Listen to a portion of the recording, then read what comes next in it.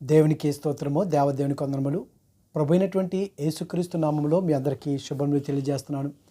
ప్రియా సహోదరి సహోదరులారా, ఈ ఉదయకాల సమయంలో దేవుని యొక్క వాక్యం సెలవుస్తుంది. మనం అందరం కూడా దేవుని నమ్ముకున్నాం కదా, క్రైస్తవులుగా మనము పిలువబడుతున్నాం కదా. నిజంగా మనము నిజమైనటువంటి క్రీస్తు యొక్క బిడ్డలుగా మనం జీవిస్తున్నామా? ఒకసారి మనల్ని మనం పరీక్షించుకోవాలి. ఈ ఉదయకాల సమయంలో మనం చూసుకున్నట్లయితే ప్రభువైనటువంటి యేసుక్రీస్తు వారు ఒక వ్యక్తిని ఇతడు నిజమైనటువంటి ఇశ్రాయేలీయుడు అని అంటున్నాడంటే, ఇంతకుముందు నిజమైనటువంటి ఇశ్రాయేలీలు లేరనా? కపటమైనటువంటి ఇశ్రాయేలీలు ఉన్నారనా? క్రైస్తవుల్లో కూడా నిజమైనటువంటి క్రైస్తవులు ఉన్నారు. వారి క్రియలను బట్టి, వారి ప్రవర్తన బట్టి, వారి జీవితాన్ని బట్టి ఇతడు క్రైస్తవుడు, ఈమె క్రైస్తవురాలు, వీరిది క్రైస్తవ కుటుంబము అని పిలువబడుతుంది. అంటే నిజంగా దేవుని కొరకు పరితపించేటువంటి వారు, దేవుని కొరకు జీవించేటువంటి వారు వారి యొక్క జీవితాలను బట్టి, ప్రవర్తన బట్టి, క్రియలను బట్టి దేవుని బిడ్డలుగా పిలువబడతారు. కొంతమంది పేరుకు మాత్రమే క్రైస్తవులుగా ఉంటారు కదా, వారు చేసేవన్నీ పనులన్నీ కూడా, వారి మాటలు, వారి యొక్క ఆలోచనలు, వారి యొక్క క్రియలు ఏ విధంగా ఉంటాయండి? పేరుకి సేవకుడు, వారి యొక్క బిడ్డలో ఏ విధంగా ఉంటారో ఒకసారి ఆలోచించండి. సేవకుని యొక్క బిడ్డలే లోకానుసరించి పాటలు పాడితే, లోకానుసరంగా జీవించినట్లయితే అది దేవునికి ఎంత అవమానకరము. అందుకే ప్రభువారు నిజమైనటువంటి ఇశ్రాయేలీయుడు అని అంటున్నాడంటే, కపటమైనటువంటి ఇశ్రాయేలీలు కూడా ఉన్నారని మనకు అర్థమవుతుంది. మనము ఈ సమయంలో కనుక యాకోబు గారిని కనుక మనం ఒకసారి జ్ఞాపకం చేసుకున్నట్లయితే, యాకోబు గారు మోసగాడు అని అంటారు. నిజంగా అతడు జ్యేష్ఠత్వాన్ని కొనుక్కున్నాడు. కొనుక్కునేవారిని దొంగోడు అంటారా? పట్టుకుని వెళ్ళిపోయినోడిని దొంగోడు అంటారు కానీ కొనుక్కున్నాడు ఇతను. అంటే మంచిది కొనుక్కున్నాడు. తన తండ్రి దగ్గరికి వెళ్ళినప్పుడు ఆశీర్వాదం, ఇదిగో ఒకవేళ నా తండ్రి నన్ను యాకోబని గుర్తించి నన్ను శపిస్తాడేమో అని అంటే, నీకేమవ్వదు, నువ్వు వెళ్ళు, ఆ శాపం ఏదో నా మీదకి వస్తుంది, నువ్వు వెళ్ళు అని యాకోబు గారి తల్లే పంపించేస్తుంది కదండి. దాని తరువాత యాకోబు గారు యబ్బోకు రేవు దగ్గర ఉన్నప్పుడు నిజంగా మనుషులతోని అక్కడ చూసుకున్నట్లయితే ఆది కాండములో 32 అధ్యాయంలో మనం చూసుకున్నట్లయితే, ఆది కాండము 32 అధ్యాయము 22వ వచనంలో మనం చూస్తే, యబ్బోకు రేవు దగ్గర యాకోబు గారు ఒక్కడు మిగిలిపోయాడు కదా. ఒక నరుడు తెల్లవారు వరకు అతనితో పెనుగులాడెను. తాను అతన్ని గెలువకుండుట చూచి తొడగూటి మీద అతన్ని కొట్టినప్పుడు అతడు ఆయన పెనుగులాడుట వలన యాకోబు తొడ గూడు వసిలెను. ఆయన తెల్లవారుచున్నది కనుక నన్ను పోనమ్మని అతడు, నీవు నన్ను ఆశ్రదించితే గాని నిన్ను పోనీయనను. ఆయన నీ పేరేమని అడుగు అతడు యాకోబని చెప్పాను. అప్పుడు ఆయన, నీవు దేవునితోనూ మనుషులతోనూ పోరాడి గెలిచితివని గనుక ఇక మీదట నీ పేరు ఇశ్రాయేలే కానీ యాకోబు కాదన్నాడు. అంటే దేవునితోటి పెనుగులాడాడు, దేవునితోటి మనుషులతోటి పోరాడి, అంటే దేవునితో పోరాడా అంటే ఆశీర్వాదం, దేవుని యొక్క మనసుని పొందుకున్నాడు. దేవుని యొక్క మనసులో యాకోబు గారు నిజంగా స్థానాన్ని సంపాదించుకున్నాడు, దేవుని యొక్క మనల్ని సంపాదించుకున్నాడు. అందుకు ఇదిగో ఇక్కడ నుండి నీ పేరు యాకోబు కాదు, ఇశ్రాయేలీయు. ఇక్కడ మనం చూసుకున్నట్లయితే యోహాను సువార్త 1వ అధ్యాయము 43వ వచనంలో చూస్తే, మరునాడు ఆయన గలిలేకు వెళ్ళగోరి ప్రభువైనటువంటి యేసుక్రీస్తు వారు ఫిలిప్పును కనుగొని నన్ను వెంబడించమని అతనితో చెప్పాను. ఫిలిప్పు బెత్సయిదు వాడు, అనగా ఆంద్రేయ, పేతురు అని వారు పట్టణపు కాపురస్తుడు. ఫిలిప్పు నతానేలును కనుగొని ధర్మశాస్త్రంలో మోషేయు ప్రవక్తలను ఎవరిని గురించి వ్రాసిరో ఆయనను కనుగొంటిమి. ఫిలిప్పు గారు, నతానేలు గారు, ఈయనే చరిత్రకారులు బర్తలోమి అని అంటారు. ఈయనే బర్తలోమి అని. యోహాను సువార్తలు అయితే మనకి నతానేలని రాయబడి ఉన్నది. మిగతా సువార్తల్లో మనకి నతానేలు గారని రాయబడలేదు, కానీ చరిత్రకారులు ఇతనే బర్తలోమి అని అంటారు. అయితే ఈ యొక్క ఫిలిప్పు, నతానేలు గారు ఇద్దరు కూడా ధర్మశాస్త్రాన్ని పటిష్టం చేసినటువంటి వారు, ధర్మశాస్త్రాన్ని ధ్యానించేటటువంటి వారు. ఫిలిప్పు గారు అన్నారు, నతానేలు కనుగొని ధర్మశాస్త్రంలో మోషేయు ప్రవక్తలను ఎవరిని గురించి వ్రాసిరో ఆయన మేము కనుగొన్నాము. ఎందుకు? వారు దినదినము ధర్మశాస్త్రాన్ని వారు ధ్యానిస్తున్నారు కనుక వారికి తెలుసు. అందుకే మోషే గారు ప్రవక్తలు ఎవరి గురించి ప్రవచించారో, ధర్మశాస్త్ర గ్రంథంలో ఏమైతే రాయబడిందో మేము ఆయన్నే కనుగొన్నామో అని అంటుంటే, ఆయన యోసేపు కుమారుడైన నజరేయుడైన యేసు అని నతానేలుతో చెప్పినప్పుడు నతానేలు అంటున్నాడు, నజరేతులో నుండి మంచిది ఏదైనా రాగలదా అంటే, నజరేతులో ఉన్నటువంటి వారు సరైనటువంటి స్థితిలో లేనట్టుకున్నారేమో, ధర్మశాస్త్రాన్ని నమ్మలేనటువంటి స్థితిలో ఉన్నారు. అందుకు నిమిత్తము నతానేలు గారు నజరేతులో నుండి ఏదైనా మంచిది ఏదైనా రాగలదాన్ని అతన్ని అడుగగా వచ్చి చూడమని ఫిలిప్పుతో అతను అనెను. ఫిలిప్పు అతనితో అన్నప్పుడు నతానేలు గారు విడిచిపెట్టేయలేదండి. ఎందుకనంటే వీరు ధర్మశాస్త్రాన్ని, బెరయ సంఘపు వారు కూడా వాక్యాన్ని వినేసి విడిచిపెట్టినటువంటి వారు కాదు. వారు వాక్యము అట్లు ఉన్నదో లేదో అని వారు పరిశీలన చేసేవారు. అవును, పౌలు గారు చెప్పేది కరెక్టే, ఉన్నదే అని అప్పుడు ఇంకా బలంగా నమ్మేవారు. ఇక్కడ కూడా నతానేలు గారు ఫిలిప్పు చెప్పేసాడు ఊరుకోలేదు. ఆయన చూసి చూసిన తర్వాత యేసు నతానేలు తన యొద్దకు వచ్చుట చూచి, ఇదిగో ఇతడు నిజముగా ఇశ్రాయేలీయుడు. యేసుక్రీస్తు వారు నతానేలుని చూడగానే ఇతడు నిజముగా ఇశ్రాయేలీయుడు అంటే, ఆ దినాల్లో కపటమైనటువంటి ఇశ్రాయేల్ కూడా ఉన్నారు. ప్రభువైనటువంటి యేసుక్రీస్తు దగ్గర ఉన్నటువంటి శిష్యులు కూడా, వారు కూడా ఇశ్రాయేలీయులే. అందుకే మీరు నశించిపోతున్నటువంటి ఇశ్రాయేలీయుల దగ్గరికి వెళ్ళమని చెప్పాడు ఆయన. నిజమైనటువంటి ఇశ్రాయేలుడు. ప్రియ సహోదరి సహోదరుడా, ఈ దినాన మనము కూడా నిజమైనటువంటి క్రైస్తవులాగా మనం జీవిస్తున్నామా? ఏదో కొద్ది కాలం దేవుని పరిచయం చేసి అయిపోయింది, ఇంకా నా పని అయిపోయిందిలే, నేను సేవ చేశానులే అని అనుకుంటాం మనం. ఏదో వాక్యం చెప్పేసాను, నా పని అయిపోయిందిలే, ప్రార్థన చేశాను అయిపోయిందిలే, ఏదో సాయం చేశాను, నా పని అయిపోయింది అనుకుంటాం మనం. కాలేబు అంటున్నాడు కదండి, నేను 40 సంవత్సరాల వయసులో ఏ విధంగా అయితే ఉన్నాను, 80 సంవత్సరాల వయసులో కూడా నేను అదే బలాన్ని కలిగి ఉన్నానంటే, దేవుని యొక్క పనికి ముగింపు అనేది ఉండదు. మనం అలా పని చేసుకుంటూనే వెళ్ళిపోవాలి.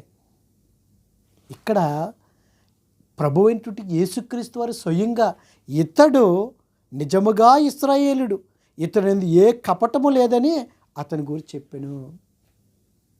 కపటమైనటువంటి ఇశ్రాయేలు ఉన్నారు. ఒకవేళ యాకోబు గారు కూడా, ఆయన కూడా ఎక్కడో ఆయన హృదయంలో కూడా ఏదైనా ఆ సందేహం ఏదైనా ఉన్నదేమో. ఒకవేళ నేను నా అన్ననే ఏమైనా మోసగించానా, లేకపోతే నా తండ్రిని ఏమైనా మోసగించానా, ఎక్కడైనా అంటే నా అభిప్రాయం కానీ ఇది ఆయన మనసులో ఏముందో మనం వెళ్ళి దూరి చూడలేం కదా. యాకోబు గారి మనసులో ఆయన ఎక్కడైనా సరే, ఆయన కూడా ఎక్కడైనా కొంచెం బాధ పడి ఉండొచ్చు. కానీ దేవుని యొక్క ప్రణాళిక ఉంది. అందుకే నతానేలు గారిని దేవుడు అంటున్నాడు, ప్రభువైన యేసుక్రీస్తు వారు, ఇదిగో ఇతడు నిజముగా ఇశ్రాయేలీయుడు, ఇతను ఏ కపటము లేదంటే, ఆ దినాల్లో ఇశ్రాయేల్ అందరికీ కపటం మనసే, పైకి ఒకటి లోపల ఒకటి సనుక్కుంటమే కదా ఇశ్రాయేల్ ప్రజలు అనేక సార్లు. ఈ దినాల్లో క్రైస్తవుల్లో కూడా కపటమైనటువంటి క్రైస్తవులు, కపటటువంటి మనస్సు, మనల్ని కూడా దేవుడు ఇదిగో ఇతడు నిజమైనటువంటి క్రైస్తవుడని దేవుడు సాక్ష్యం చెప్పాలండి. అట్టి రీతిగా మనం జీవించినట్లయితే ఎందుకు ఇక్కడ చూడండి, ఇతడు నిజముగా ఇశ్రాయేలుడు, ఇతను ఎందుకు ఏ కపటము లేదని అతని గురించి చెప్పాను. నీవు నన్ను ఎలాగో ఎరుగుదువని నతానీయులు ఆయనను అడుగుగా. ఆమోసు గ్రంథంలో కనుక మనం చూసుకున్నట్లయితే, ఆమోసు గ్రంథంలో 10వ అధ్యాయంలో మనం చూసుకున్నట్లయితే, హోషేయ గ్రంథము 9వ అధ్యాయంలో మనం చూస్తే, హోషేయ గ్రంథం 9వ అధ్యాయము 10వ వచనంలో, అరణ్యములో ద్రాక్ష పండ్లు దొరికినట్లు ఇశ్రాయేలు వారు నాకు దొరికిరి, చిగురు పెట్టు కాలమునందు అంజూరపు చెట్టు మీద తొలి ఫలము దొరికినట్లు మీ పితరులు నాకు దొరికిరి. అంటే నతానేలు గారి గురించి ప్రభువునైన యేసుక్రీస్తు గారికి ఎప్పుడో తెలుసు. అందుకే ఆయన అంటున్నాడు, నీవు ఎలాగ ఎరుగుదురు అని నతానేలు ఆయన అడుగుగా, యేసు ఫిలిప్పు నిన్ను పిలవక మునిపే నీవు ఆ అంజూరపు చెట్టు కాదు, ఆ అంజూరపు చెట్టు కింద ఉన్నప్పుడే నిన్ను చూచితినని అతనితో చెప్పాను. నిజంగా ఆ దినాల్లో చూసుకున్నట్లయితే ఇశ్రాయేలు ప్రజలు ద్రాక్ష చెట్ల కిందను అంజూరపు చెట్ల కిందను నివాసము చేసేవారు, ప్రార్థన చేసుకునేవారు. అందుకే ప్రభువారు అంటున్నారు, ఆ అంజూరపు చెట్టు కింద కాదు, ఆ అంజూరపు చెట్టు కింద అంటున్నాడు. అంటే ఇక్కడ నతానేలు గారు ధర్మశాస్త్రాన్ని ఆయన అభ్యసించినటువంటి వాడు, ధర్మశాస్త్రోపదేశకుడు, దాన్ని అనుసరించి నడుచుకునేటువంటి వ్యక్తి కనుక ఎప్పుడైతే ఆయన ఈ మాట అన్నాడో, ఇంకా కింద 51వ వచనం చూస్తే కనుక యాకోబు గారు జీవితంలో కూడా చూసుకున్నట్లయితే, ఆయన తన మామగారి ఇంటికి వెళ్తున్నటువంటి సమయంలో ఆదికాండంలోనే 28వ అధ్యాయంలో బెయేర్షెబా నుండి బయలుదేరి హారాను వైపు వెళ్తున్నప్పుడు ఒకానొక చోట ప్రొద్దుగుంకినప్పుడు ఒక రాయిని తీసుకుని తలగడగా చేసుకొని ఆయన నిద్రపోయే సమయంలో నిజంగా ఆయన ఇదిగా ఒక కలక అన్నాడు. ఆయన ఏది భూమి మీద నిలబడి ఉండేను, దాని కొన ఆకాశం నుంటేను, దాని మీద దేవుని దూతలు ఎక్కుచూ దిగుచుండిరు. ఒక నిచ్చెన మీద దేవుని దూతలు ఎక్కుచూ దిగుచుండిరు. అంటే యెహోవా దానికి పైగా నిలిచి, నేను నీ తండ్రి అయిన అబ్రాహాము దేవుడును, ఇస్సాకు దేవుడైన యెహోవాను అని ఆయన కల్లో కనబడినప్పుడు ఆ నిచ్చెన పైకి దేవదూతలు ఎక్కి దిగుతున్నారు. ఇక్కడ కూడా చూస్తే 51వ వచనంలో, మరియు ఆయన మీరు ఆకాశము తెరవబట్టుటయు దేవుని దూతలు మనిషి కుమారునిగా పైకి ఎక్కుటనియు దిగుటయు చూచితురని మీతో నిశ్చయముగా చెప్పుచున్నాను నేను. అక్కడ యాకోబు గారు కలలో చూశాడు ఆ నిచ్చెన. నతానేలు గారు ఆ నిచ్చెన ఎవరు? ప్రభువైన యేసుక్రీస్తు వారిని స్వయంగా ప్రత్యక్షంగా నతానేలు గారు చూస్తున్నారంటే ఎంత అదృష్టం అండి. నిజంగానే నిజముగా ఇతడు ఇశ్రాయేలుడు, నిజముగా ఇశ్రాయేలుడు, ఇతనిది ఏ కపటం లేదు. మరి అన్నప్పుడు ఎప్పుడైతే నేను అంజూరపు చెట్టు కింద చూసినప్పుడు నతనేలు బోధకుడా నీవు దేవుని కుమారుడువు, ఇశ్రాయేలు రాజు అని ఆయనకు ఉత్తరం ఇచ్చాడు. ఎందుకు ఆ విధంగా చెప్పేశాడు? నువ్వు దేవుని కుమారుడు, ఇశ్రాయేలు రాజు అని ఆయన పాపం అంతా బయట పెట్టేశాడనా? కొంతమంది ఆ విధంగా మాట్లాడతారు. నతానేలు అంజూరపు చెట్టు దగ్గర ఉన్నంటే ఏదో పాపం చేశాడు, ప్రభువారు బయలు చేశారు. ఇదే మాటలు చూస్తే ఆ కిందే మనకు కనబడుతుంది. 4వ అధ్యాయంలోకి వెళ్తే సమర స్త్రీ కూడానే, సమర స్త్రీతో మాట్లాడుతున్నప్పుడు ప్రభువారు ఇదిగో ఆ స్త్రీ నాకు పెనిమిటి లేడనగా యేసు ఆమెతో నాకు పెనిమిటి లేడని నీవు చెప్పిన మాట సరియే, నీకు 5 పెనిమిట్లు ఉండిరి, ఇప్పుడు ఉన్నవాడు నీ పెనిమిటి కాదు, సత్యమే చెప్పితే అనగానే ఇమ్మీడియట్గా ఆమె ప్రవక్తవు నువ్వు అనేసింది. ఎలా చెప్పేసింది? మనం చెప్పేస్తామా అట్లాగా? లేదు. అసలు ప్రభువారు మాట్లాడుతున్నది ఏంటి, ఆ స్త్రీ మాట్లాడుతుంది ఏంటి? కానీ ఏమంటారు? 5 పెనిమిట్లు అనగానే, భర్తలు అనగానే మీ వ్యభిచారి స్త్రీ అంటారు. కానీ అసలు ఆయన ఏ పెనిమిట్ల గురించి మాట్లాడుతున్నాడో అది మనం గ్రహించుకోము. ఇక్కడ కూడా ఆమె కొండ విడిచిపెట్టేసిందంటే ఆమె పాపాన్ని విడిచిపెట్టేసింది అంటాం మనం. మనకు అనుకూలంగా మనకు తెలిసిందే మాట్లాడుతున్నాం, కానీ అసలు నిజమైనటువంటి పెనిమిట్లు ఎవరు అంటే ఈ లోకానుసారంగా మనం ఆలోచిస్తున్నాము. పెనిమిటి అనగానే భర్త. భర్త అంటే దేవుడు, వారు ఆమె పూజిస్తున్నటువంటి దేవుళ్ళు. అందుకే ఇదిగో మీ పితరులు ఆవిడంటది, ఇదిగో అమ్మ ఒక కాలం వచ్చుచున్నది, ఆ కాలమంది ఈ పర్వతం మీద నేను యెరూషలేములో నుండి మీరు తండ్రిని ఆరాధించరు అంటున్నాడు. మాకు తెలిసే ఇదిగో మీ పితరులు, ఇదిగో మా పితరులు అందరూ కూడా ఇక్కడే పర్వతం మీద ఆరాధించేవారు అని అంటే, ఇక్కడ కాదమ్మా అని అంటారు. ఆమెకు కూడా తెలుసు ధర్మశాస్త్రం గురించి, యేసుక్రీస్తు వారు వస్తారని. కానీ ఇక్కడ చాలామంది 99% సమర స్త్రీ అనగానే వ్యభిచారం స్త్రీ అనేస్తారు. కానీ మనం నిజంగా దాన్ని గ్రహించినట్లయితే ఏది సత్యమో ఏది అసత్యమో బైబిల్లోనే దేవుడు మనకు చెప్తాడు. అయితే ఏదేమైనప్పటికీ ఇక్కడ చూసుకున్నట్లయితే నతానియేలు గారు, నువ్వు ప్రవక్తవే, నువ్వు ఇశ్రాయేలుకు రాజువు అన్నాడంటే ఆయనకి ధర్మశాస్త్రం గురించి తెలుసు కనుక ప్రవక్తలో ప్రవచనాలు ఏవైతే ఉన్నాయో వారు గ్రహించారు, వారికి తెలుసు కనుక అందుకు ఆయన అన్నాడు. అందుకు యేసు, అంజూరపు చెట్టు కింద నిన్ను చూచితునని నేను చెప్పినందువల్ల నీవు నమ్ముచున్నావా, వీటికంటే గొప్ప కార్యం చూతునని అతనితో చెప్పాను. అంటే నిజముగా ఇతడు నిజముగా ఇశ్రాయేలుడు అన్నాడంటే, ప్రభువారు అన్నారంటే ఒకరిని మెప్పించడానికి, ఒకరిని సంతోషపరచడానికి క్రీస్తువారు మాట్లాడరు. ఎందుకంటే ఈయనలో నీతి, న్యాయము, యథార్థత ఉంది కనుక ఇదిగో ఇతనిలో ఏ కపటము లేదన్నాడండి. అది మనం నిజంగా మనలో కూడా ఎటువంటి కపటం ఉండకూడదండి. ఒకరితో మాట్లాడితే ఎన్ని కపటమైనటువంటి ఆలోచనలు కలిగి, కపటటువంటి మనసు కలిగి మనం మాట్లాడుతూ ఉంటాం. ఒక్కరితో మాట్లాడితే సరిగ్గా మాట్లాడతామా? ఒక సేవకుడితో మాట్లాడినా, ఒక విశ్వాసతో మాట్లాడినా, ఒక స్నేహితుడితో మాట్లాడినా, ఎవరితో మాట్లాడినా కపటమైనటువంటి ఆలోచనలు. కానీ యేసుక్రీస్తు వారు ఒక వ్యక్తి గురించి, ఇదిగో ఇతడు నిజముగా ఇశ్రాయేలుడు, ఇతనిలో ఏ కపటము లేదన్నాడంటే నతానియేలు గారు చూసి మనం నేర్చుకోవాలండి.